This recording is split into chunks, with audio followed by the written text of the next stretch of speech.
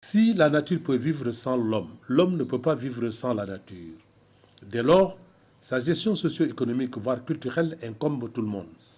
Voilà ce qu'Access a très tôt compris en mobilisant les populations de Djalaw-Safi autour des questions d'environnement. Plusieurs projets et programmes ont vu le jour, dont celui de la gestion du massif de Diass. 7000 mètres linéaires donc, de cordons qui ont été implantés donc, depuis 2017. Donc, nous avons démarré en fin 2017 et en 2018, donc, on est à 7400 mètres donc, de cordons pierreux.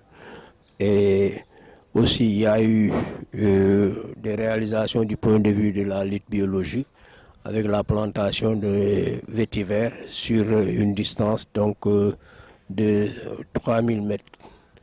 Et ensuite, il y a des ouvrages aussi de creux, donc des demi-lunes qui ont été réalisés au niveau du site de Popenguine.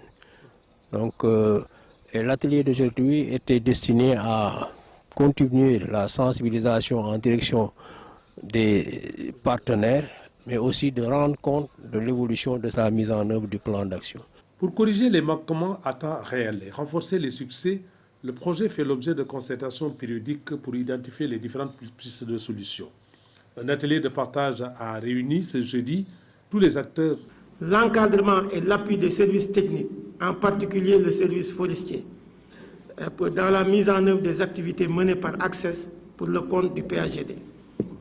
Les opportunités existantes en matière de développement durable sur le fonds vert, les fonds d'adaptation au changement climatique et autres fonds d'appui au développement et à la sécurité foncière et alimentaire. On note la présence de la PIX et du service des eaux et forêts qui accompagne Access. On ne le dira jamais assez que le rôle du service des eaux et forêts est très important pour la réussite d'un tel projet. Le service des eaux et forêts encadre ces populations en matière donc, de gestion des ressources naturelles. Et le service des eaux et forêts aussi de manière technique, donc la production des plans, les méthodes de mise en place donc, de ces plans au niveau donc, des différentes aires protégées. Mais comment aussi régénérer ces aires protégées.